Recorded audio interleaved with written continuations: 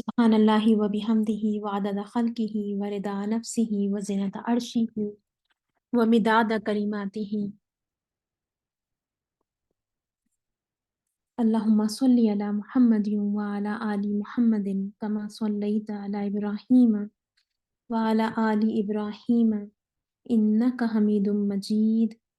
اللہم بارک علی محمد وعلی آل محمد کما بارکت علی ابراہیم وعلی آل ابراہیم انک حمید مجید۔ آج ہمارا الحمدللہ 13th لیکچر ہے، 13th پروگرام ہے، اور ہم پیارے نبی کریم صلی اللہ علیہ وسلم کی فیملی کو، پیارے نبی کریم صلی اللہ علیہ وسلم کی زوجہ حضرت خدیجہ رضی اللہ تعالیٰ عنہا کو ہم نے لاسٹ کلاس میں پڑھا۔ یہ آپ کے سامنے پیارے نبی کریم صلی اللہ علیہ وسلم کی جو فیملی ہے اس کے حوالے سے چارٹ ہے اسکرین کے اوپر، اور ہم نے لاسٹ ٹائم ان شارٹ جو ہے وہ پیارے نبی کریم صلی اللہ علیہ وسلم کے جو بیٹے تھے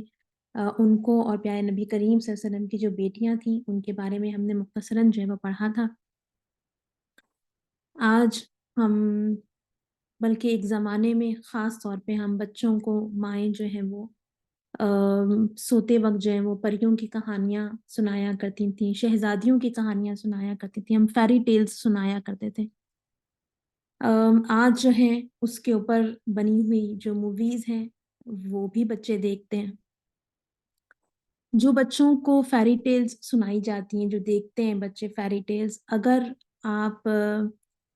ان کو دیکھیں تو اس میں جو لڑکا اور لڑکی جو بنیادی کیریکٹرز ہوتے ہیں ان کے کیریکٹر کو اگر آپ دیکھیں تو اس کے دو چیزیں آپ کو نمایاں نظر آئیں گی کہ جو لڑکی ہے، جو مین کیریکٹر ہے وہ خوبصورت ہے، اور جو لڑکا ہے وہ شہزادہ ہے، کسی ہائی سٹیٹس سے بلونگ کرتا ہے۔ دو ایسی کوالٹیز جو انسان کے اختیار میں نہیں، جس کی وجہ سے کوئی تعلق دیر پا، لانگ لاسٹنگ، خوبصورت نہیں بن سکتا۔ ہم نے لاسٹ ویک پیارے نبی کریم صلی اللہ علیہ وسلم اور حضرت خدیجہ رضی اللہ تعالیٰ عنہ کی زندگی کی خوبصورت کہانی جو ریئل لو سٹوری ہے، ہم نے اس کو دیکھا تھا۔ ایک پاکیزہ رشتے میں بننے کے بعد وہ رشتہ جو کہ اخلاق کی بنیاد پر قائم کیا گیا، پیارے نبی کریم صلی اللہ علیہ وسلم نے حضرت خدیجہ کو کیوں چنا تھا؟ ان کے خوبصورت اخلاق کی وجہ سے، ہے نا، طاہرہ کہلائی جاتی تھی، پاکیزہ۔ اور پیارے نبی کریم صلی اللہ علیہ وسلم کو حضرت خدیجہ نے کیوں چنا تھا؟ پیارے نبی کریم صلی اللہ علیہ وسلم سچ بولنے والے، امانت دار تھے، ہے نا، ان بنیادوں کے اوپر انہوں نے ان کو چوز کیا تھا۔ اور پھر ہم دیکھتے ہیں کہ دونوں کو کی ایک خوبصورت، یعنی دونوں کا ایک یونین ہوتا ہے، خوبصورت بنیادوں پر ہوتا ہے، اور وہ پھر پوری زندگی ان کا وہ جو خوبصورت یونین ہے وہ چلتا ہے۔ ہم دیکھتے ہیں کہ حضرت خدیجہ رضی اللہ تعالیٰ عنہ پیارے نبی کریم صلی اللہ علیہ وسلم سے جو محبت کرتی تھی اس کی ڈیپتھ کتنی زیادہ تھی کہ پیارے نبی کریم صلی اللہ علیہ وسلم سے جو شخص بھی کوئی نسبت رکھتا تھا، ہے نا، وہ اس کو آنر کرتی تھی، ان کو عزت دیتی تھی۔ اور اسی طریقے سے ہم نے پیارے نبی کریم صلی اللہ علیہ وسلم کو دیکھا تھا کہ ان کے انتقال کے بعد بھی پیارے نبی کریم صلی اللہ علیہ وسلم کس والہانہ انداز میں، کس محبت بھرے الفاظ میں، کس تکرار کے ساتھ جو ہے وہ ریپیٹیشن کے ساتھ بار بار ان کو یاد کرتے تھے، ان کا ذکر کرتے تھے۔ نہ صرف یہ کہ ہم دیکھتے ہیں کہ پیارے نبی کریم صلی اللہ علیہ وسلم ان دا بیسٹ پاسبل ورڈز، ہے نا، بہترین الفاظ میں ان کو خراج عقیدت پیش کرتے ہیں، ہے نا، کہ اس سے بہتر اللہ تعالیٰ نے مجھے کوئی اور عطا نہیں کی۔ بلکہ ہم دیکھتے ہیں کہ عملاً بھی پیارے نبی کریم صلی اللہ علیہ وسلم ساری زندگی ان لوگوں کو عزت دیتے ہیں، ان کو آنر کرتے ہیں جن کا حضرت خدیجہ رضی اللہ تعالیٰ عنہ سے کسی بھی قسم کا تعلق رہا ہوتا ہے۔ وہ عورت جو حضرت خدیجہ کے گھر صرف آیا کرتی ہوتی ہے، پیارے نبی کریم صلی اللہ علیہ وسلم اسپیشل اٹینشن پے کرتے ہیں۔ حضرت خدیجہ رضی اللہ تعالیٰ عنہ کی دوستیں ہیں، حضرت خدیجہ جا چکی ہیں، اور پیارے نبی کریم صلی اللہ علیہ وسلم ان کو آنر کرتے ہیں، اور کوئی جانور ذبح کرتے ہیں تو ان کو اس میں سے گوشت بھیجتے ہیں، ہے نا۔ ان کی بہن حضرت حالہ رضی اللہ تعالیٰ عنہ پیارے نبی کریم صلی اللہ علیہ وسلم سے ملنے آتی ہیں، اور پیارے نبی کریم صلی اللہ علیہ وسلم کو حضرت ختیجہ یاد آتی ہیں اور پیارے نبی کریم صلی اللہ علیہ وسلم بے قرار ہو جاتے ہیں. ہم دیکھتے ہیں کہ حضرت ختیجہ رضی اللہ تعالی عنہا اور پیارے نبی کریم صلی اللہ علیہ وسلم کا گھر ایک خوبصورت نمونہ ہے تمام امت مسلمہ کے لیے، ہے نا. اسلامک سوسائٹی کی بنیاد کیا ہے؟ گھر. اس کا بنیادی یونٹ کیا ہے؟ گھر. اور ہم پیارے نبی کریم صلی اللہ علیہ وسلم اور حضرت ختیجہ رضی اللہ تعالیٰ عنہ کے اندر دیکھتے ہیں کہ آپس میں گہرا تعلق تھا، ان کے درمیان محبت تھی،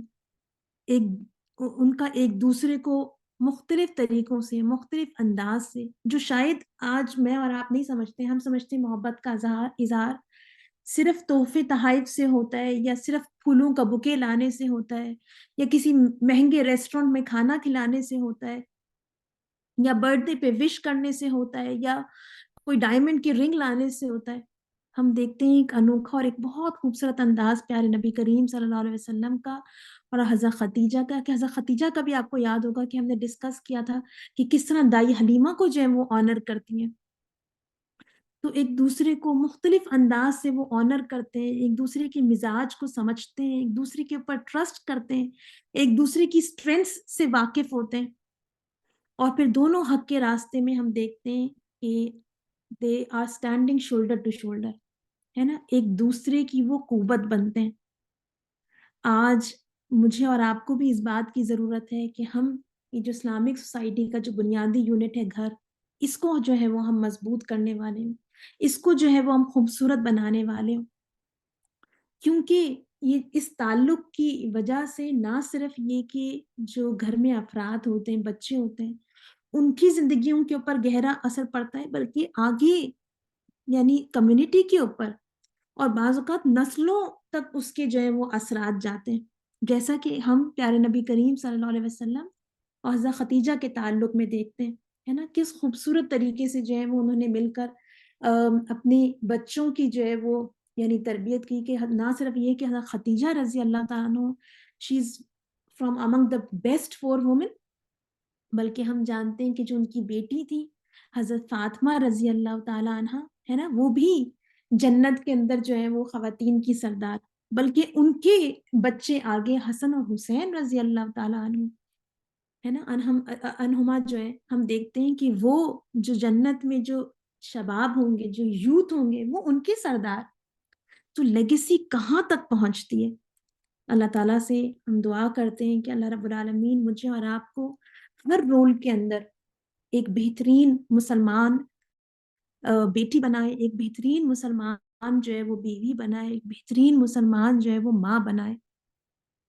ہم اپنے گھروں کو مضبوط کرنے والے ہوں، اس سوسائٹی کے اندر اسٹرینتھ دینے والے ہوں. اور آج میرے اور آپ کے سامنے غزہ کی جو مائیں ہیں، ہے نا، اس کی بہترین اگزامپل ہے. ہم دیکھتے ہیں کہ حضرت ختیجہ رضی اللہ تعالیٰ عنہ ہمیں بظاہر یعنی حق اور باطل کی کشمکش میں جب ہم پڑھتے ہیں کتابیں تو ہمیں فور فرنٹ پہ ایز سچ نظر نہیں آتی، لیکن آپ نے ایک بہت مشہور جملہ سنا ہوگا، ہے نا، کہ behind every successful man there is a woman. اور حضرت ختیجہ رضی اللہ تعالیٰ عنہ پیارے نبی کریم صلی اللہ علیہ وسلم کی اسٹرینتھ تھی، ہے نا، ان کی مشکل میں ساتھ دینے والی تھی، ان کی پریشانی میں ان کو تسلی دینے والی تھی، ان کی ہمت بندھانے والی تھی. اور ہم غزہ کی مائیں بھی آج دیکھتے ہیں، غزہ کی عورتیں بھی ہم دیکھتے ہیں کہ آج ایسا ہی ہے نا. بظاہر ہو سکتا ہے کہ آپ کو اس پورے سچویشن کے اندر وہ فور فرنٹ پہ نظر نہیں آتی ہوں، لیکن ان کی استقامت، ان کی اللہ کی رضا میں راضی ہونا، انہوں نے اپنے بچوں کی جس طرح تربیت کی ہے نا، وہ میرے اور آپ کے لیے ایک خوبصورت پرفیکٹ ایگزامپل ہے. ایسا ان کا ایمان ہے کہ یقیناً آج میرا اور آپ کا ایمان جو ہے، اگر ہم چاہیں تو اس سے اپنے ایمان میں اضافہ کر لیں، ہم ان سے قوت لے لیں، ہے نا. کسی نے ایک بہت خوبصورت بات کی کہ جو لوگ اللہ کے پیارے ہوتے ہیں اور اس آزمائشوں کے اندر استقامت دکھاتے ہیں، صبر اور توکل کی جو ہے وہ خوبصورت تصویر بنتے ہیں. تو اگر آپ ان کو تسلی دینے کی کوشش کریں تو آپ کو سمجھ میں یہ آتا ہے کہ ان کو تسلی کی ضرورت نہیں، بلکہ تسلی دیتے ہوئے آپ کو محسوس ہوتا ہے کہ آپ ان سے جو ہے وہ سیکھ رہے ہیں، آپ ان کی استقامت سے جو ہے وہ اپنے ایمان میں اضافہ کر رہے ہیں. اصل میں آپ ہیں جو ان سے جو ہے وہ کچھ لے رہے ہیں. ہم اس کے بعد پیارے نبی کریم صلی اللہ علیہ وسلم کی زندگی کے اندر ایک اہم واقعہ جو پیش آیا وہ تعمیر کعبہ کا ہے، کعبہ کی دوبارہ تعمیر کا ہے۔ اس کے حوالے سے ہم دیکھتے ہیں کہ یہ واقعہ کب ہوا۔ تو پیارے نبی کریم صلی اللہ علیہ وسلم کی عمر جب 35 سال کی تھی اور آپ صلی اللہ علیہ وسلم کی بعثت میں ابھی 5 سال باقی تھے، تو قریش جو ہیں وہ ارادہ کرتے ہیں کہ وہ کعبہ کی دوبارہ تعمیر نو کریں، اس کو نئے سرے سے جو ہے وہ ری بلڈ کریں۔ مکہ ہم جانتے ہیں کہ چاروں طرف سے جو ہے وہ پہاڑیوں کا سلسلہ ہے وہاں، اور بیچ میں نشیب میں جو ہے وہ کعبہ ہے۔ جب بارش ہوتی اس زمانے میں تو حرم میں پانی جو ہے وہ بھر جاتا، پھر کعبہ کی جو دیواریں تھیں وہ بھی نیچی تھیں،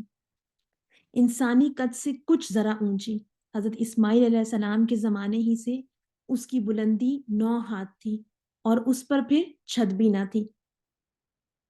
اس کیفیت کا فائدہ اٹھاتے ہوئے چور کیا کرتے تھے کہ اس کے اندر جو رکھا ہوا خزانہ تھا اس کو چرا لیا کرتے تھے۔ پھر اس کی تعمیر پر ایک طویل زمانہ گزر چکا تھا، عمارت جو ہے وہ خستہ حال ہو چکی تھی، دیواروں میں شگاف پڑ گئے تھے۔ پھر اسی سال کیا ہوا جس سال پیارے نبی کریم صلی اللہ علیہ وسلم جو ہے وہ 35 ایئرس کے ہوئے، تو اسی سال ایک زوردار سیلاب آیا جس کے بہاؤ کا رخ خانہ کعبہ کی طرف تھا۔ لوگوں کو ڈر ہوا کہ کعبہ جو ہے وہ اب کسی بھی لمحے جو ہے وہ ڈھہ سکتا ہے۔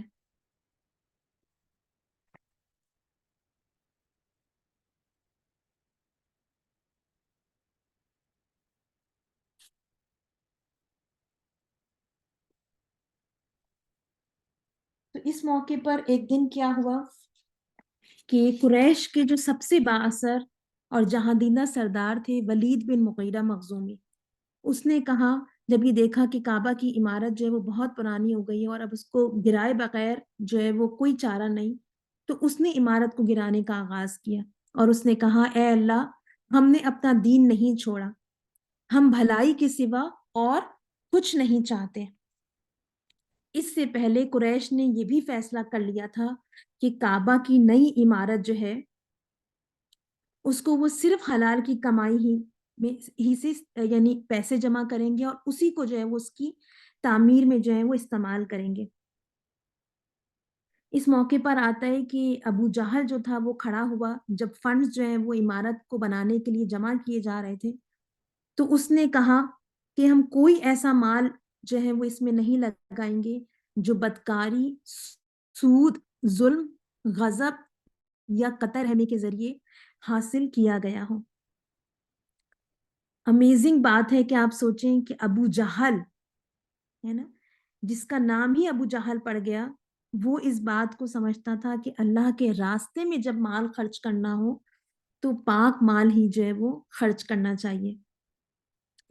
تو پھر کیا ہوا کہ جو ولید تھا وہ کعبے کے ایک حصے پر اس نے کدال کی ایک ضرب لگا کر وہ رک گیا، کیونکہ کوئی دوسرا شخص اس کی مدد کے لیے آگے نہیں بڑھا۔ لوگ دراصل یہ دیکھنا چاہتے تھے کہ ولید پر کیا آفت ٹوٹتی ہے۔ لوگوں نے رات بھر انتظار کیا۔ جب صبح لوگوں نے دیکھا کہ ولید کو کچھ نہیں ہوا ہے، وہ بالکل ٹھیک ٹھاک ہے، تو وہ بھی عمارت کو گرانے میں اس کے ساتھ شریک ہو گئے اور بہت جلد انہوں نے اس کو گرا دیا۔ اب اس کے بعد سب لوگ زور و شور سے نئی عمارت بنانے میں جو ہے وہ مصروف ہو گئے۔ اتفاق سے چند دن پہلے قریش کو نئی عمارت کے لیے کافی مقدار میں سنگ مرمر اور دوسرا سامان سستے داموں مل گیا تھا۔ ہوا یوں کہ رومی تاجروں کا ایک جہاز جدہ کی بندرگاہ کے طوفان سے خشکی پر چڑھ کر ٹوٹ گیا تھا۔ اس جہاز پر سنگ مرمر، لوہے اور لکڑی کا بہت سا سامان لدا ہوا تھا جسے رومی تاجر ایک گرجا بنانے کے لیے مصر سے حبش لے جا رہے تھے۔ ہوا یوں تھا کہ اس پورے دوران ہم اس کو پہلے بھی دیکھ چکے کہ اس زمانے میں دو بڑی پاورز تھیں، ایک رومنز تھے اور ایک پرشینز تھے، اور رومنز جو ہیں وہ کرسچنز تھے اور جو پرشینز تھے وہ آتش پرست تھے۔ تو ان دونوں کے درمیان جو ہے وہ جنگ جاری تھی، اور اس جنگ کے نتیجے میں کیا ہوا کہ یمن یا حبشہ کے اندر جو ہے وہ جو کہ کرسچن علاقے تھے. تو وہاں پر کیا ہوا کہ ایک جو چرچ تھا وہ اس جنگ کی وجہ سے جو ہے وہ تباہ و برباد ہو گیا. اور کیسر روم نے جو ہے وہ اس بات کا ارادہ کیا کہ اس کو میں دوبارہ تعمیر کروں گا, اور وہ فائنانس کر رہا تھا, اور اس نے اس کے لیے یہ جہاز بھیجا تھا بہترین ساز و سامان کے ساتھ لیس کر کر اس چرچ کو دوبارہ بنانے کے لیے. اب جب قریش مکہ نے یعنی ان کو پتا چلا کہ یہ جو جہاز ہے یہ جدہ کے ساحل پر جو ہے وہ تباہ ہو گیا ہے, اور وہاں اس پہ ساز و سامان ہے, تو وہ جو ہے وہ ان رومی تاجروں کے پاس جدہ پہنچے, اور ان سے وہ جو سامان تھا وہ انہوں نے ان سے خرید لیا کہ ہم یہ جو ہے وہ کعبہ کی عمارت بنانے میں لگائیں گے. اس جہاز میں جو ہے وہ ایک رومی آرکیٹیکٹ بھی تھا, معمار بھی تھا, جس کا نام باقوم تھا. قریش نے اس کو بھی اس بات پر راضی کر لیا کہ تم آؤ اور ہماری اپنی نگرانی کے اندر کعبے کو جو ہے وہ تعمیر کرو. اب باقوم کی نگرانی میں کیا ہوا کہ قریش کا ہر قبیلہ ایک دوسرے سے بڑھ چڑھ کر جو ہے وہ حصہ لینے لگا. کوئی پتھر ڈھوتا, کوئی گارا لاتا, کوئی پتھروں کو ایک دوسرے پر رکھتا. اس طرح تھوڑی ہی دنوں میں دیواریں اس مقام تک بلند ہو گئیں جہاں حجر اسود رکھا جاتا تھا. تو اس موقع پر کیا ہوا کہ ایک خوفناک جھگڑا جو ہے وہ اٹھ کھڑا ہوا. وہ یہ کہ ہر قبیلہ حجر اسود کو اپنی جگہ پر نصب کرنے کا شرف حاصل کرنا چاہتا تھا, اور کوئی بھی اس معاملے میں دوسروں کے لیے ایثار کرنے پر تیار نہ تھا. یہ جھگڑا اتنا بڑھا کہ سب قبیلے ایک دوسرے سے جنگ پر تل گئے. بنو عبدالدار اور بنی عدی, انہوں نے تو پیالوں میں خون بھر کر اس میں اپنے ہاتھ ڈالے اور حلف اٹھایا کہ وہی حجر اسود کو کعبہ کی دیوار میں لگائیں گے. اگر کوئی انہیں روکے گا تو ان کا بچہ بچہ اپنے اس حق کی خاطر کٹ مڑے گا. قبائل عرب کے مابین جنگوں کا ہونا, آپس میں جھگڑوں کا ہونا, یہ کوئی غیر معمولی بات نہیں تھی. معمولی باتوں پر ہم دیکھ چکے ہیں پیچھے کہ سال تک جو ہے وہ کچھ تو خون کا بازار جو ہے وہ گرم رہتا تھا. 4-5 دن کے جھگڑے کے بعد حجر اسود کی تنصیب کا معاملہ بھی یہی صورت اختیار کرنے لگا کہ قریش کا سب سے جو بوڑھا ایک رئیس تھا, ابو امیہ بن مغیرہ مخزومی, یہ ولید بن مغیرہ کا بڑا بھائی تھا اور پیارے نبی کریم صلی اللہ علیہ وسلم کی پھپھی عاتقہ بنت عبد المطلب کا شوہر تھا. یہ اٹھا اس موقع پر اور اس نے تجویز پیش کی کہ اے قریش کے لوگوں, اگر تم میں سے ہر قبیلہ اپنی بات پر اڑا رہا تو اس شہر میں خون کی ندیاں بہہ جائیں گی. بہتر یہ ہے کہ اس جھگڑے کا فیصلہ اس شخص پر چھوڑو جو الہل صبح, سب سے پہلے صبح مسجد حرام میں داخل ہوگا باب الصفا سے. کعبہ کے گرد جو ہے وہ حرم شریف کی جو ہے وہ 4 دیواری ہے. اس کے دروازوں میں سے ایک کا نام باب الصفا ہے کیونکہ یہ صفا پہاڑ کی طرف پڑتا ہے. اب تمام لوگوں نے اس موقع پر نگاہیں اپنی جو ہے وہ باب الصفا پہ گاڑ دیں اور انتظار کرنے لگے کہ دیکھیں ان کی قسمت کا فیصلہ کس کے ہاتھ میں جاتا ہے اور وہ کس طرح اس گتھی کو سلجھاتا ہے. اللہ کا کرنا ایسا ہوا کہ نور کے تڑکے مسجد حرام میں ایک خوبصورت جوان باب الصفا سے نمودار ہوتا ہے. وہ تیزی سے چلا آ رہا ہوتا ہے. جیسے ہی لوگ اس کو دیکھتے ہیں تمام لوگ جو ہیں وہ چیخ پڑتے ہیں, حاذل امین ردیناہ حاذا محمد, یہ امین ہے, ہم ان پر راضی ہیں, یعنی ہمیں ان کا فیصلہ منظور ہے, یہ تو محمد صلی اللہ علیہ وسلم ہے. کتنا اعتماد تھا ان کی قوم کو پیارے نبی کریم صلی اللہ علیہ وسلم پر, اس ینگ جوان پر. پوری قوم میں کوئی نہیں جسے اس کی دیانتداری میں شبہ ہو, کوئی نہیں جسے اس کا فیصلہ ماننے میں تامل ہو. اب تمام لوگ دیکھ رہے تھے کہ اس نازک موقع پر پیارے نبی کریم صلی اللہ علیہ وسلم کیا کردار پیش کرتے ہیں. لوگ اس موقع پر پیارے نبی کریم صلی اللہ علیہ وسلم کی طرف بےتابی سے آگے بڑھتے ہیں اور آپ صلی اللہ علیہ وسلم سے فیصلہ چاہتے ہیں. آپ صلی اللہ علیہ وسلم اس موقع پر ایک چادر منگواتے ہیں, اس کو بچھاتے ہیں اور حجر اسود کو اپنے دست مبارک سے اٹھا کر اس پر رکھتے ہیں. پھر پیارے نبی کریم صلی اللہ علیہ وسلم فرماتے ہیں کہ ہر قبیلے کا سردار یا کوئی دوسرا آدمی جس کو وہ پسند کریں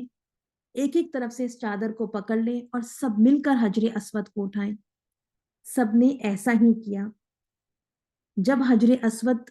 دیوار کے اس مقام تک پہنچ گیا جہاں اس کو نصب کرنا تھا، تو آپ صلی اللہ علیہ وسلم نے اسے اپنے دست مبارک سے اٹھا کر اس کے مقام پر رکھ دیا۔ اچھا، حجر اسود کے حوالے سے جو ہے وہ لیٹر آن حجر اسود جو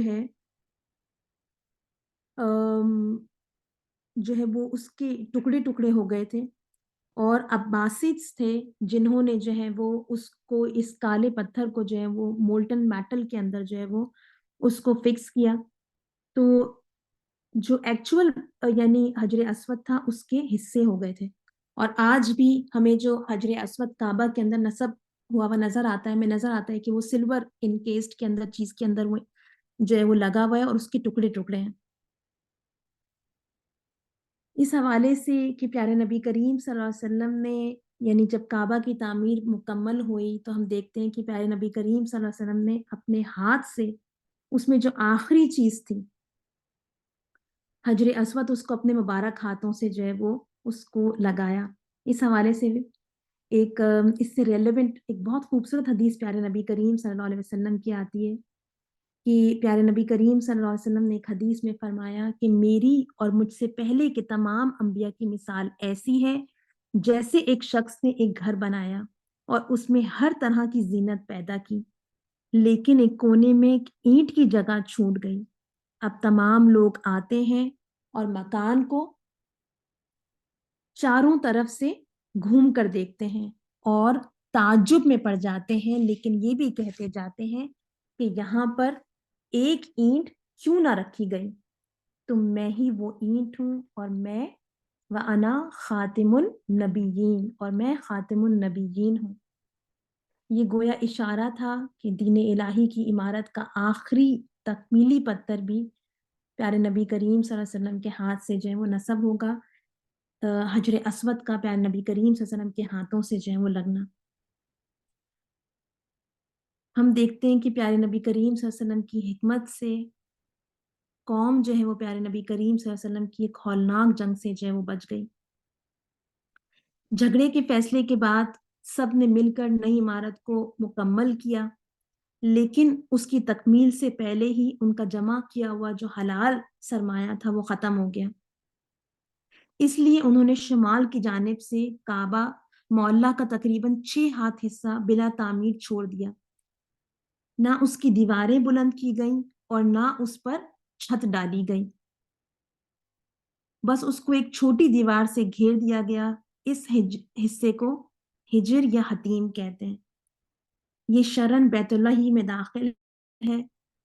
اب کعبہ کا دروازہ انہوں نے کیا کیا کہ زمین سے جو ہے وہ خاصا بلند کر دیا، تاکہ جو قریش ہیں ان کے پاس جو ہے وہ اس کا شرف حاصل رہے، جس کے پاس جو ہے وہ دروازے کی ہو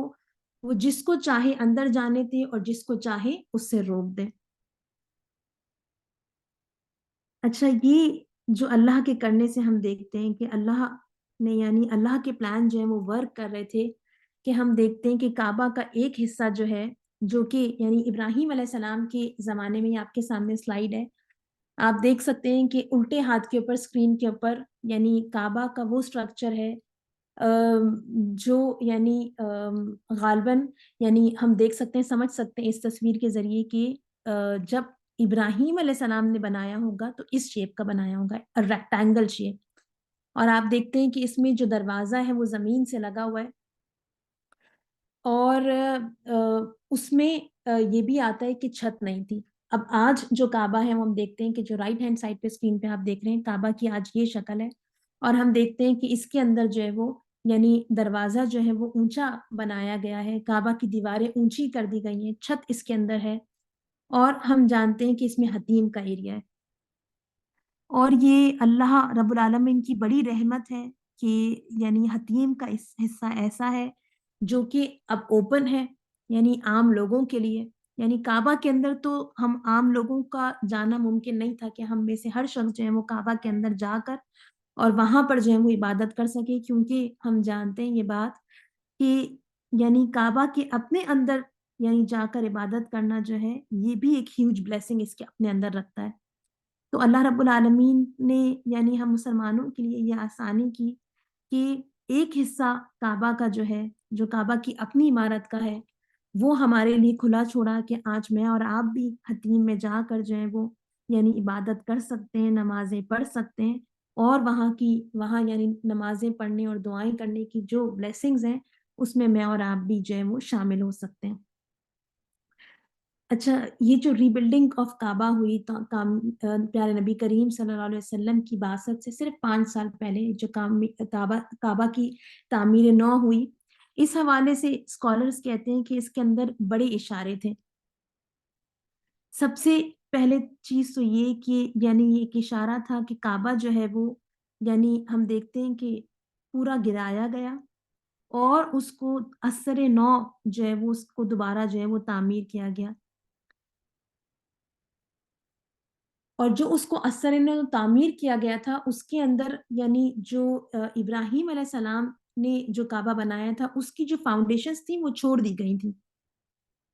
تو اس میں اسکالرز کہتے ہیں کہ انڈیکیشن یہ ہے کہ ابراہیم علیہ السلام نے یعنی دین کی جو بنیاد رکھی تھی ہے نا، اس کو یعنی قریش کے لوگوں نے، مکہ کے لوگوں نے جو ہے وہ پوری طرح سے گرا دیا تھا. اور اب پیارے نبی کریم صلی اللہ علیہ وسلم اس دین کو دوبارہ جو ہے وہ تعمیر کریں گے. ہم جانتے ہیں کہ کعبہ جو ہے وہ اللہ کا وہ گھر ہے جو سب سے پہلے زمین پر بنایا گیا اللہ کی عبادت کے لیے. اللہ رب العالمین سورہ آل عمران میں آیت 96 میں قرآن میں فرماتے ہیں اولا بیتم وضع للناس للذی ببکہ، سب سے پہلا گھر جو بنایا گیا لوگوں کے لیے یعنی لوگوں کو اللہ کی عبادت کے لیے، وہ کون سا ہے؟ وہ ہے جو بکہ میں یعنی مکہ میں ہے. تو یہ گھر جو ہے وہ اللہ کی وحدانیت کا، توحید کا جو ہے وہ مرکز ہے، اس کو ریپریزنٹ کرتا ہے. اور پیارے نبی کریم صلی اللہ علیہ وسلم نے ہم جانتے ہیں کہ اس کو بتوں کی یعنی جو شرک ہے، شرک سے، بت پرستی سے جو ہے اس کو پاک کیا اور دوبارہ سے جو ہے وہ توحید کی بنیادوں پر جو ہے وہ اس دین کو جو ہے وہ قائم کیا. پھر اسکالرز یہ بھی کہتے ہیں کہ پیارے نبی کریم صلی اللہ علیہ وسلم نے جس طرح سے اپنے لوگوں کو بچایا ایک سول وار سے، خون خرابے سے، اور ان کے آنر میں، ان کی عزت میں جو ہے وہ اضافہ کیا سب کو شامل کر کے، اسی طریقے سے پیارے نبی کریم صلی اللہ علیہ وسلم آخری نبی کی حیثیت سے جو ہے وہ دوبارہ ان سب کو جمع کریں گے اب اسلام کے پرچم تلے. پیارے نبی کریم صلی اللہ علیہ وسلم دوبارہ جو ہے وہ ان سب کو یونائٹ کریں گے اور پیارے نبی کریم صلی اللہ علیہ وسلم ان کی عزت میں جو ہے وہ ان کی شرف میں، ان کے آنر میں اضافہ کریں گے. پھر ہم دیکھتے ہیں کہ ہم نے دیکھا کہ پیارے نبی کریم صلی اللہ علیہ وسلم نے جس حکمت کے ساتھ، جس خوبصورتی کے ساتھ فیصلہ فرمایا اور تمام لوگ جو ہے وہ پیارے نبی کریم صلی اللہ علیہ وسلم کے فیصلے کے اوپر راضی ہو گئے. یہ پیارے نبی کریم صلی اللہ علیہ وسلم کا جو کیریکٹر تھا اور اس کیریکٹر کی قدر کا جاننا قریش کے لوگوں کا، اور پیارے نبی کریم صلی اللہ علیہ وسلم کے حق میں گواہی دینا ان کی نبوت سے ذرا پہلے، ہے نا. یہ پیارے نبی کریم صلی اللہ علیہ وسلم کے ہم کیریکٹر کو دیکھتے ہیں کہ نبوت سے پہلے کیسا تھا، اپنی قوم کے اندر وہ کیا مقام رکھتے تھے. اور یعنی اگر تعصب نہ ہوتا، اگر جو ہے وہ اپنے آباء و اجداد کی اندھی تقلید پر نہ چلتے، تو پیارے نبی کریم صلی اللہ علیہ وسلم کا جو کیریکٹر تھا وہ ایک معجزہ تھا، ایک اوپن ان کے لیے نشانی تھی کہ پیارے نبی کریم صلی اللہ علیہ وسلم اللہ کے سچے رسول ہیں. ابھی ہم نے اس کے اوپر بات کی کہ کعبہ جو ہے وہ ابراہیم علیہ السلام نے کس طرح بنایا تھا، ریکٹینگل شیپ. اس حوالے سے پیارے نبی کریم صلی اللہ علیہ وسلم نے جب مکہ فتح ہو گیا 25 سال بعد، پیارے نبی کریم صلی اللہ علیہ وسلم نے ایک موقع کے اوپر عائشہ رضی اللہ تعالیٰ عنہ جو ہے ان سے مخاطب ہو کر کہا کہ اگر تیری قوم کا زمانہ جہالیت ابھی تازہ نہ ہوتا، یعنی ابھی نئے نئے اسلام نہیں لائے ہوتے، تو میں بیت اللہ کو گرانے کا حکم دے دیتا تاکہ نئی تعمیر میں اس حصے کو بھی داخل کر دوں جو اس سے باہر رہ گیا ہے، اور اس کی کرسی زمین کے برابر کر دوں اور اس کے 2 دروازے بنا دوں، ایک مشرق میں اور ایک مغرب میں. اس طرح ابراہیم علیہ السلام کی بنیاد پر اس کی تعمیر ہو جاتی. ہم دیکھتے ہیں کہ پیارے نبی کریم صلی اللہ علیہ وسلم نے کعبہ کو ابراہیم علیہ السلام کی بنیادوں پر اس شیپ میں دوبارہ نہیں بنایا اپنی زندگی میں، لیکن کچھ ڈیکیڈز لیٹر ہم دیکھتے ہیں کہ پیارے نبی کریم صلی اللہ علیہ وسلم کے انتقال کے بعد ارلی امیت ڈائنیسٹی کے زمانے میں جو ہے ایک بہت مشہور اور متقی صحابی ہے عبداللہ ابن زبیر رضی اللہ تعالی عنہ جو ہے، جو کہ اس وقت جو یعنی خلافت تھی وہ امیت امپائر کے پاس تھی، وہ اس سے الگ ہو گئے تھے اور انہوں نے مکہ کے اندر جو ہے وہ ایک اپنی خلافت جو ہے وہ اناؤنس کر دی تھی۔ تو ان تک جب پیارے نبی کریم صلی اللہ علیہ وسلم کی یہ حدیث پہنچی تو انہوں نے کعبہ کو جو ہے وہ گرایا اور اس کو ریکٹینگل شیپ میں بنایا، اور اس کا دروازہ پیارے نبی کریم صلی اللہ علیہ وسلم نے جیسے کہا تھا اس کو زمین تک اس کو لیول پہ لے کر آئے جیسے نبی کریم صلی اللہ علیہ وسلم نے چاہا تھا۔ اچھا، عبداللہ ابن زبیر نے جو یہ کام کیا رضی اللہ تعالی عنہما، تو یہ وہ زمانہ تھا جب حجاج بن یوسف کا زمانہ تھا، اور ہم جانتے ہیں کہ کیسا ظالم جو ہے وہ رولر تھا حجاج بن یوسف، شاید ہی امت نے جو ہے وہ ایسا ظالم حکمران کوئی دیکھا۔ حجاج بن یوسف نے عبداللہ ابن زبیر جو ہے رضی اللہ تعالیٰ عنہما، ان سے جو ہے وہ مکہ جو ہے وہ دوبارہ جو ہے وہ اس نے جو ہے وہ چھین لیا تھا، اور جب اس نے مکہ کا محاصرہ کیا تھا، جب عبداللہ ابن زبیر اور مکہ کے جو لوگ تھے وہ مکہ میں موجود تھے، اور یعنی حجاج بن یوسف اور جو مکہ والے تھے اور عبداللہ ابن زبیر تھے، ان کے درمیان جنگ ہو رہی تھی، تو اس نے حجاج بن یوسف نے مکہ کا جو ہے وہ محاصرہ کیا، اور اس موقع پر اس نے کیٹاپلٹ سے جو ہے وہ یعنی جب حملہ کیا تو جو اس نے یعنی آتش گیر مادہ پھینکا اندر، اس سے جو ہے وہ کعبہ جو ہے وہ ڈسٹروائے ہو گیا۔ اور ہم جانتے ہیں کہ حجاج ابن یوسف ایسا ظالم انسان تھا کہ اس نے عبداللہ ابن زبیر رضی اللہ تعالیٰ عنہ کو ایک طریقے سے کروسیفائی کیا تھا۔ عبداللہ ابن زبیر رضی اللہ تعالیٰ عنہما کون ہے؟ ایک صحابی رسول کے بیٹے۔ کون سے صحابی رسول کے بیٹے؟ زبیر ابن العوام رضی اللہ تعالیٰ عنہ کے بیٹے،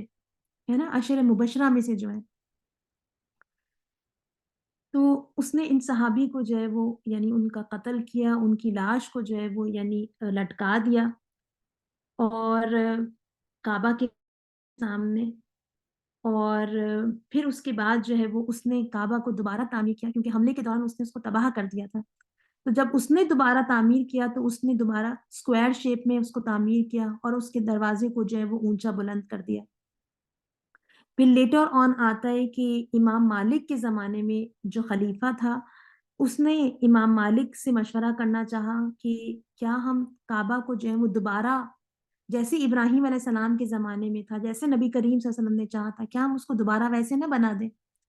امام مالک رضی اللہ رحمۃ اللہ علیہ نے اس موقع کے اوپر بہت خوبصورت جو ہے وہ بات کہی۔ انہوں نے کہا کہ نہیں، میں نہیں چاہتا کہ ہر حکمران جو آئے، ہر بادشاہ جو آئے، وہ کعبہ کو جو ہے وہ کھلونا بنا لے اور اس کے ساتھ جو دل چاہے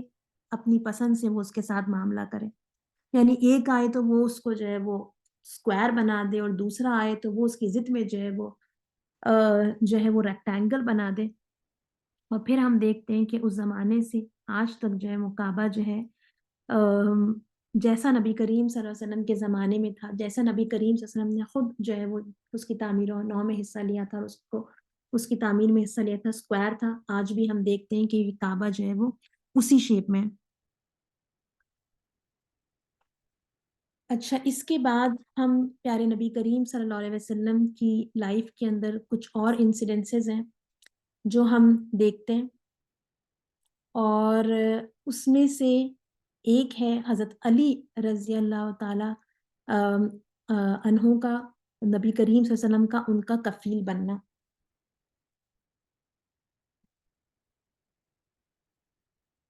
پیارے نبی کریم صلی اللہ علیہ وسلم کی حضرت خدیجہ رضی اللہ تعالی عنہا سے شادی کی کوئی 9-10 برس کے بعد مکہ اور اس کے ارد گرد جو ہے وہ بہت سخت جو ہے وہ قحط پڑا۔ پیارے نبی کریم صلی اللہ علیہ وسلم کو اس موقع پر خیال آیا کہ میرے چچا ابو طالب جو ہیں وہ کوئی امیر آدمی نہیں، اور ان کی جو فیملی ہے ان کے اوپر ان کا بڑا بوجھ ہے، ابو طالب کے یعنی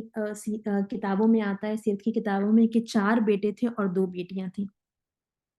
تو اس مشکل وقت میں پیارے نبی کریم صلی اللہ علیہ وسلم نے سوچا کہ مجھے اپنے چچا کی جو ہے وہ مدد کرنی چاہیے،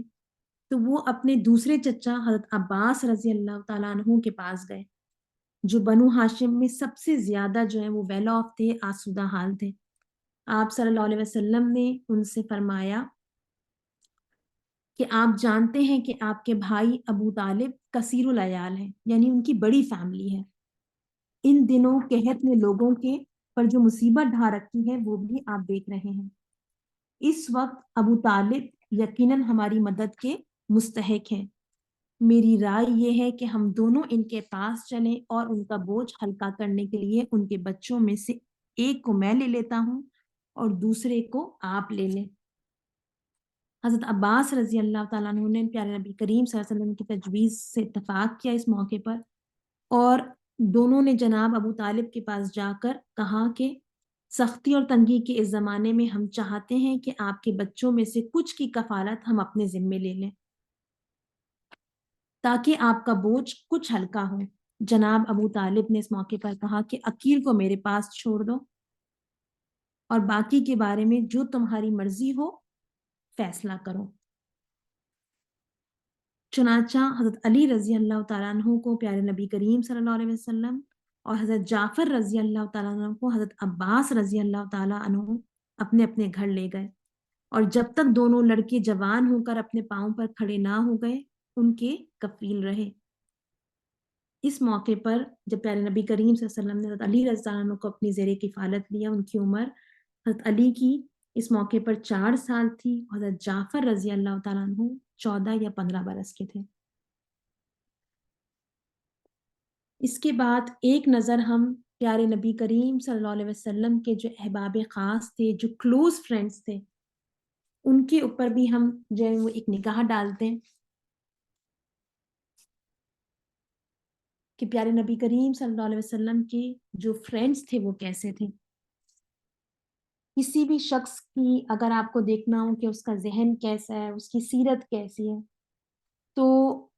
اس کو دیکھنے کے لیے، اس کو جانچنے کے لیے، اس کو سمجھنے کے لیے جو اس کے فرینڈز کا سرکل ہے، اگر ہم اس کا جائزہ لے لیں، اس کو چیک کر لیں، تو ہمیں سمجھ میں آ جائے گا کہ وہ شخص خود کیسا ہے۔ تو ہم دیکھتے ہیں کہ یہ جو پیارے نبی کریم صلی اللہ علیہ وسلم ہیں، ان کے دوست کیسے ہیں۔ پیارے نبی کریم صلی اللہ علیہ وسلم کے سب سے گہری دوستی اور شاید سب سے زیادہ بے تکلفانہ دوستی جو ہے وہ کس سے تھی؟ حضرت ابوبکر صدیق رضی اللہ تعالیٰ عنہ سے۔ ایک یہ کہ ہم عمر تھے، اوپر سے مزاج بھی سملر تھے۔ اس کے علاوہ ایک نوجوانوں کے دوستوں میں ایک شخصیت پیارے نبی کریم صلی اللہ علیہ وسلم کے دوستوں میں جو ہے وہ ایک شخصیت حکیم بن حزام کی تھی، جو حضرت خدیجہ رضی اللہ تعالیٰ عنہ کے بھتیجے تھے۔ یہ قریش کے نہایت معزز رئیس تھے، اور پیارے نبی کریم صلی اللہ علیہ وسلم کے یعنی جو کلوز فرینڈز تھے ان میں یہ شامل تھے۔ حرم کا منصب رفادہ یعنی حاجیوں کو کھانا کھلانا جو ہے یہ بھی انہی کے ہاتھ میں تھا۔ دارالندوہ جو ان کی پارلیمنٹ تھی جہاں وہ بیٹھ کے مشورے کیا کرتے تھے، یہ اس کے بھی مالک تھے۔ چنانچہ اسلام کے بعد امیر معاویہ کے ہاتھ 1,00,000 درہم پر انہوں نے اس کو بیچ ڈالا، لیکن یہ کل رقم خیرات کر دی۔ پیارے نبی کریم صلی اللہ علیہ وسلم آتا ہے کہ ان سے عمر میں 5 سال بڑے تھے، حکیم بن حزام سے۔ یہ جو حکیم بن حزام ہے، اگرچہ یہ ایک مدت تک یعنی پیارے نبی کریم صلی اللہ علیہ وسلم جب نبوت پہ سرفراز ہوتے ہیں اور لوگوں کو دعوت دیتے ہیں، تو یہ ایک مدت تک جو ہے وہ ایمان نہیں لاتے ہیں، بلکہ ان کا ایمان لانے کے واقعہ آتا ہے کہ ہجرت کے 8ویں سال یعنی جس سال فتح مکہ ہوئی ہے، فتح مکہ کے یعنی ٹائم پر جو ہے وہ یہ ایمان لائے تھے۔ لیکن یہ ایمان تو نہیں لائے انیشلی، لیکن نبی کریم صلی اللہ علیہ وسلم سے محبت پھر بھی بہت کرتے تھے۔ ان کے بارے میں آتا ہے کہ ایک دفعہ کعبہ میں زویزان کا اسباب نیلام ہوا، اور اس میں ایک بہت عمدہ حلہ، ایک لباس جو تھا، انہوں نے 50 اشرفیوں میں اس کو خریدا اور مدینہ لے کر آئے۔ ابھی ایمان نہیں لائے ہیں یہ، اور پیارے نبی کریم صلی اللہ علیہ وسلم کو آ کے نظر کیا، تحفتاً پیش کیا۔ پیارے نبی کریم صلی اللہ علیہ وسلم نے اس موقع پر ان کا ہدیہ قبول نہیں کیا، بلکہ کہا کہ اگر یعنی تم قیمت اس کی لوگے تو پھر میں اس کو جو ہے وہ رکھ لوں گا. جب نبی کریم صلی اللہ علیہ وسلم نے اصرار کیا تو وہ مان گئے اور پیارے نبی کریم صلی اللہ علیہ وسلم سے رقم لے کر جو وہ خوبصورت پیارے نبی کریم صلی اللہ علیہ وسلم کے لیے تحفہ لے کر آئے تھے لباس کا، وہ پیارے نبی کریم صلی اللہ علیہ وسلم کو جو ہے وہ انہوں نے گفٹ کیا. ایک اور دوست جو پیارے نبی کریم صلی اللہ علیہ وسلم کے یعنی احباب خاص میں جن کا شمار ہوتا ہے، کتابوں میں آتا ہے، ان کا نام ہے حضرت زماد رضی اللہ تعالی عنہ بن طالبہ. ان کے بارے میں آتا ہے کہ جاہلیت میں طبابت اور جراحی کا پیشہ کرتے تھے.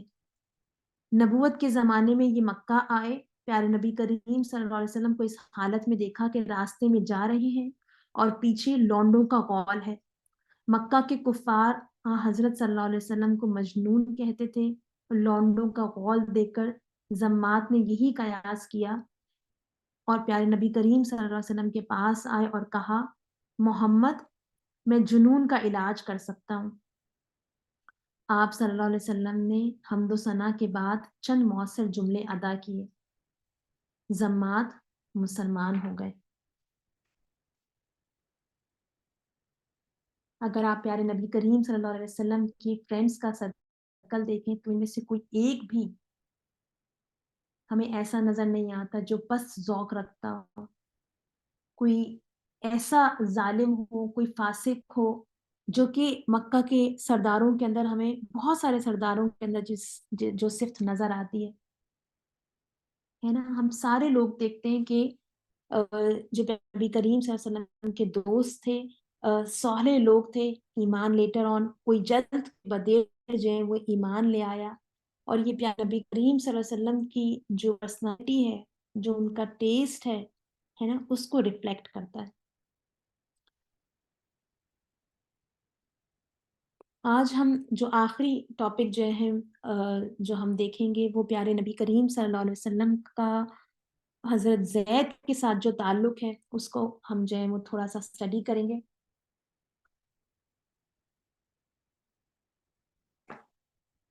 حضرت زید بن حارثہ جو ہیں ان کے بارے میں آتا ہے کہ یہ جو ہیں وہ ایک یمنی ٹرائب سے جو ہیں وہ بلونگ کرتے تھے. اور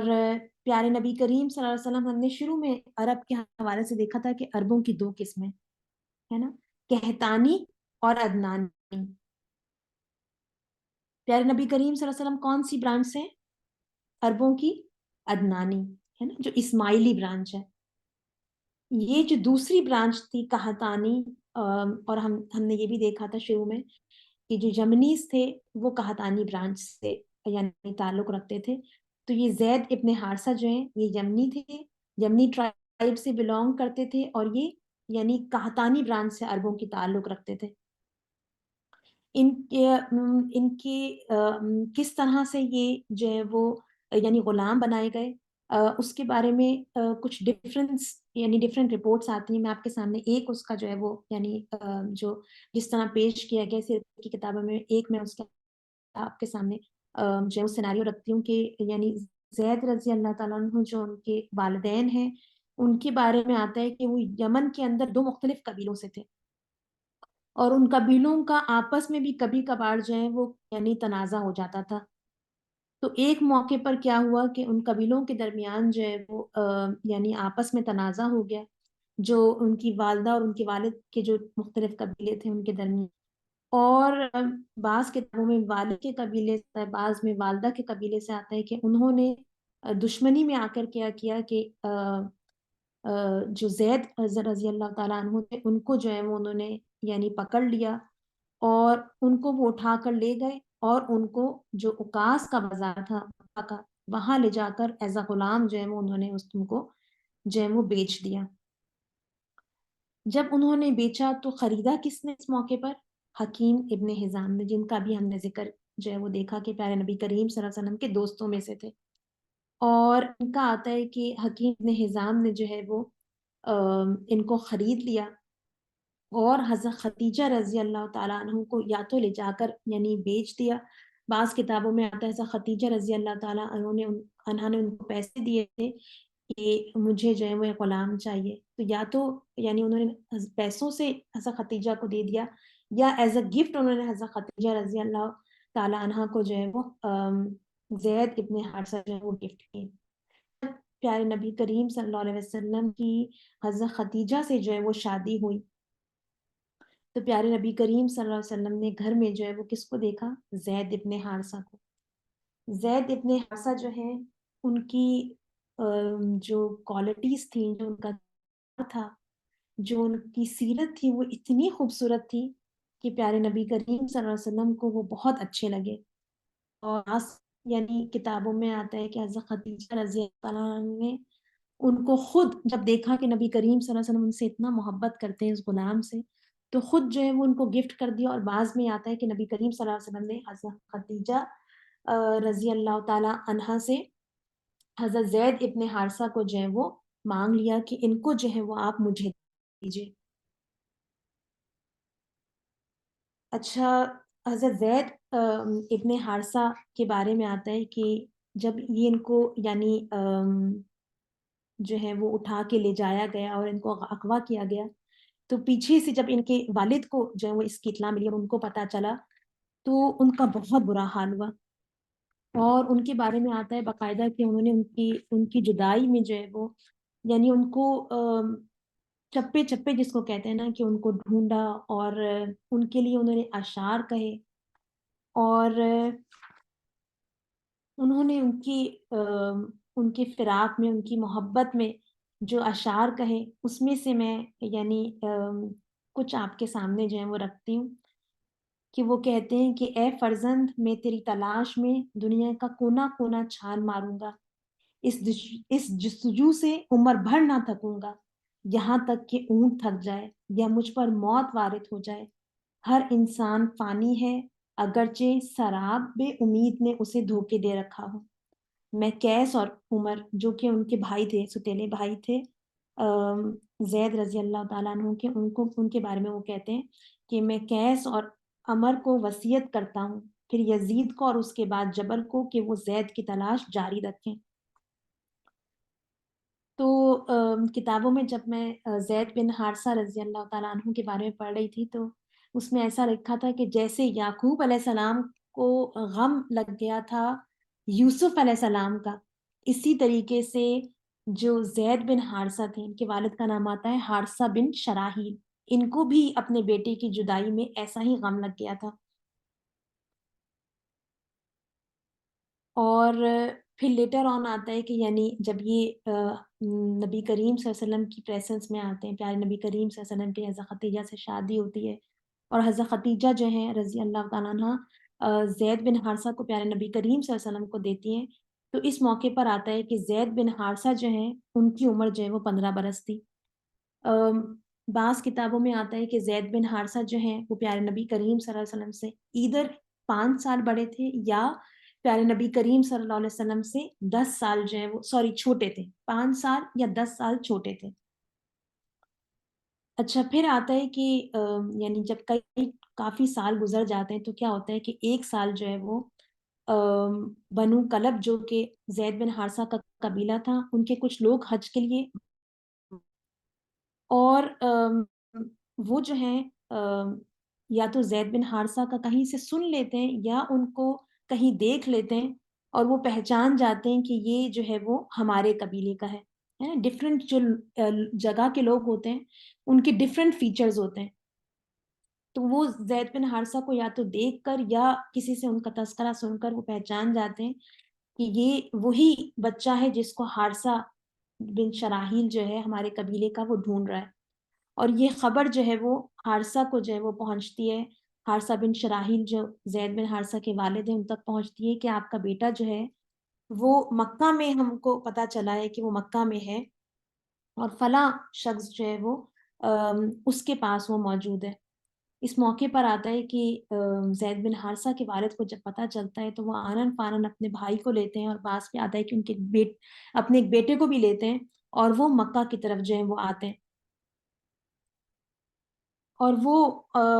مکہ جب پہنچتے ہیں تو پیارے نبی کریم صلی اللہ علیہ وسلم کے پاس پہنچتے ہیں، اور پیارے نبی کریم صلی اللہ علیہ وسلم کی خدمت میں پہنچ کر وہ بے اختیار رونا شروع کر دیتے ہیں، اور وہ پیارے نبی کریم صلی اللہ علیہ وسلم سے کہتے ہیں کہ اے صاحب قریش، اے ابن عبد المطلب، اے حرم کی متولی، اے غریبوں کے والی، اے مصیبت زدوں کے دستگیر، میں ایک دل فگار مصیبت زدہ شخص ہوں، خدا کے لیے میرے لخت جگر کو مجھ سے ملا دو اور مجھے اجازت دو کہ اسے اپنے ساتھ لے چلوں، اس کی آزادی کے لیے میں اپنی ساری متاع دینے کو تیار ہوں، جتنا میرے پاس پیسہ ہے تم سب کچھ لے لو، لیکن کیا کہ میرے بیٹے کو جو ہے وہ مجھے دے دو۔ اس موقع پر آتا ہے کہ پیارے نبی کریم صلی اللہ علیہ وسلم ان کی ہمت بندھاتے ہیں اور ان سے پوچھتے ہیں کہ تمہارا لخت جگر کون ہے؟ تو وہ کہتے ہیں کہ زید۔ پیارے نبی کریم صلی اللہ علیہ وسلم اس موقع پر فرماتے ہیں کہ جو زید پسند کرے وہی مجھے منظور ہے، اگر وہ تمہارے ساتھ جانا چاہے تو مجھے کوئی عذر نہیں، میں کوئی فدیہ لیے بغیر اس کو تمہارے حوالے کر دوں گا، اور اگر وہ میرے ساتھ رہنا چاہے تو میں ایسا نہیں کہ اسے زبردستی اپنے سے جدا کروں۔ آپ کو پیارے نبی کریم صلی اللہ علیہ وسلم کے الفاظ کے اندر کیا نظر آتا ہے کہ نبوت سے پہلے بھی پیارے نبی کریم صلی اللہ علیہ وسلم جو ہیں انصاف پسند تھے، عدل پسند تھے، ہے نا؟ تو پیارے نبی کریم صلی اللہ علیہ وسلم نے پسند نہیں کیا کہ ان کو اپنے پاس جو ہے وہ زبردستی روکے رکھیں، لیکن پیارے نبی کریم صلی اللہ علیہ وسلم کو حضرت زید رضی اللہ تعالیٰ عنہ محبوب بھی بہت تھے۔ پیارے نبی کریم صلی اللہ علیہ وسلم کے دل میں کہیں خواہش تھی یہ کہ وہ ان کے پاس رک جائیں، ہے نا؟ اسی لیے پیارے نبی کریم صلی اللہ علیہ وسلم نے کہا کہ اور اگر وہ میرے ساتھ رہنا چاہے تو میں ایسا نہیں کہ اسے زبردستی اپنے سے جدا کروں۔ تو اس موقع پر آتا ہے کہ پیارے نبی کریم صلی اللہ علیہ وسلم زید رضی اللہ تعالیٰ عنہ کو بلاتے ہیں، اور جیسے ہی زید رضی اللہ تعالیٰ عنہ اپنے والد کو دیکھتے ہیں، اپنے چچا کو دیکھتے ہیں، اپنے بھائی کو دیکھتے ہیں، وہ پہچان جاتے ہیں۔ نبی کریم صلی اللہ علیہ وسلم پوچھتے ہیں زید رضی اللہ تعالیٰ عنہ سے کہ زید جانتے ہو یہ کون لوگ ہیں؟ تو زید رضی اللہ تعالیٰ عنہ اس موقع پر کہتے ہیں کہ جی ہاں، یہ میرے والد ہیں، یہ چچا ہیں، اور یہ میرے بھائی ہیں۔ پیارے نبی کریم صلی اللہ علیہ وسلم ان سے کہتے ہیں کہ تمہارے والد اور تمہارے چچا، تمہارے بھائی جو ہیں وہ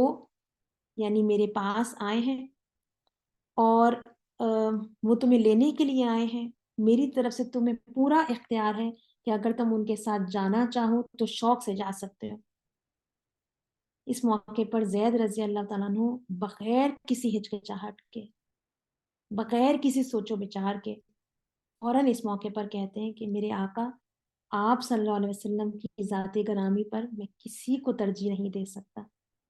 للہ مجھے اپنے سے جدا نہ کیجیے۔ اس موقع پر آتا ہے کہ جو حارثہ تھے ان کے والد، وہ حیران رہ جاتے ہیں، وہ زید سے کہتے ہیں، رضی اللہ تعالیٰ عنہ سے کہتے ہیں کہ زید افسوس، تم آزادی، باپ، چچا، بھائی، خاندان اور وطن پر غلامی کو ترجیح دیتے ہو۔ زید رضی اللہ تعالیٰ عنہ بولتے ہیں میرے آقا مجھ پر اس قدر مہربان ہے کہ حقیقی والدین بھی اپنے والدین کے حق، اپنی اولاد کے حق میں اتنے رحیم و شفیق نہیں ہوتے، اس لیے میں ان کی غلامی کو 1000 آزادیوں پر ترجیح دیتا ہوں۔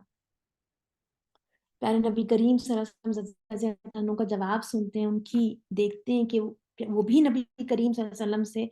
والہانہ محبت کرتے ہیں، وہ پیارے نبی کریم صلی اللہ علیہ وسلم کو چھوڑ کر جانا نہیں چاہتے۔ پیارے نبی کریم صلی اللہ علیہ وسلم بہت خوش ہوتے ہیں، اور پیارے نبی کریم صلی اللہ علیہ وسلم ان کی اس محبت کی قدردانی کرتے ہیں، ان کو آنر کرتے ہیں۔ جو ان کے والد تھے، جو تڑپ رہے تھے اپنی بیٹی کی محبت میں، اس کو یعنی اور ان کو جو خدشہ تھا، ان کو جو یہ احساس تھا کہ میرے بیٹے نے جو ہے وہ غلامی کو پریفرنس دی ہے آزادی کے اوپر، پیارے نبی کریم صلی اللہ علیہ وسلم کو پریفرنس دی ہے اپنے گھر والوں کے اوپر، اپنے خون کے اوپر، تو پیارے نبی کریم صلی اللہ علیہ وسلم ان کے دل کو بھی تسلی دینے کے لیے، ان کی فیلنگز کو بھی سوٹ ڈاؤن کرنے کے لیے، پیارے نبی کریم صلی اللہ علیہ وسلم اس موقع پر کیا کرتے ہیں؟ پیارے نبی کریم صلی اللہ علیہ وسلم زید رضی اللہ تعالیٰ عنہ کا ہاتھ پکڑتے ہیں اور خانہ کعبہ میں تشریف لے آتے ہیں، اور قریش کے مجمع عام کے سامنے اعلان کرتے ہیں کہ لوگوں، گواہ ہے نا، زید آج سے میرا بیٹا ہے، میں اس کا وارث ہوں اور یہ میرا وارث ہے۔ حارثہ جب دیکھتا ہے کہ پیارے نبی کریم صلی اللہ علیہ وسلم کی یہ محبت پیارے نبی کریم صلی اللہ علیہ وسلم کی یہ جنروسٹی، یہ کریم النفسی، تو وہ پیارے نبی کریم صلی اللہ علیہ وسلم کا شکریہ ادا کرتا ہے اور وہ خوشی خوشی اپنے وطن جو ہے وہ واپس چلا جاتا ہے۔